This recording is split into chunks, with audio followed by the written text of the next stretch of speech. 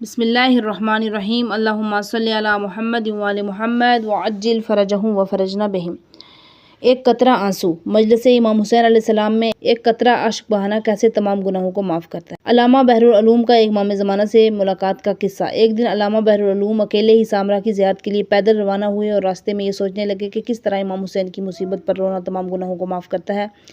اچانک ایک عرب گھوڑے سوار ان کو آن پہنچتا ہے اور پوچھتا ہے، اے سید، کس سوچ میں گم ہو؟ اگر کوئی علمی مسئلہ ہے تو بتائیے، شاید میں حل کر پاؤں۔ اللہ نے اپنی عطا سے مجھے بہت کچھ عطا کیا ہوا ہے۔ علامہ نے کہا، یہ سوچ رہا تھا کہ کس طرح خداوند عالم امام حسین پر رونے والوں اور اس کی زیارت کرنے والوں کو اتنا زیادہ ثواب دیتا ہے۔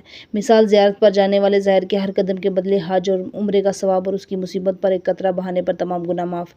تو اس گھوڑے سوار عرب نے کہا، میں تمہیں ایک قصہ بیان کر کے مثال دیتا ہوں تو تمہیں بات سمجھ میں آ جائے گی۔ ایک بادشاہ شکار کو جنگل جاتا ہے اور شکار کا پیچھا کرتے کرتے وہ بھٹک جاتا ہے۔ واپس آنے کے تمام راستے اس پر بند ہو جاتے ہیں۔ بھوک اور پیاس سے موت اس کو سامنے دکھنے لگتی ہے، یہاں تک کہ دور سے اس کو ایک خیمہ نظر آنے لگتا ہے اور اس خیمے کی طرف جاتا ہے۔ وہاں ایک بوڑھی عورت اپنے بیٹے کے ساتھ رہتی ہے۔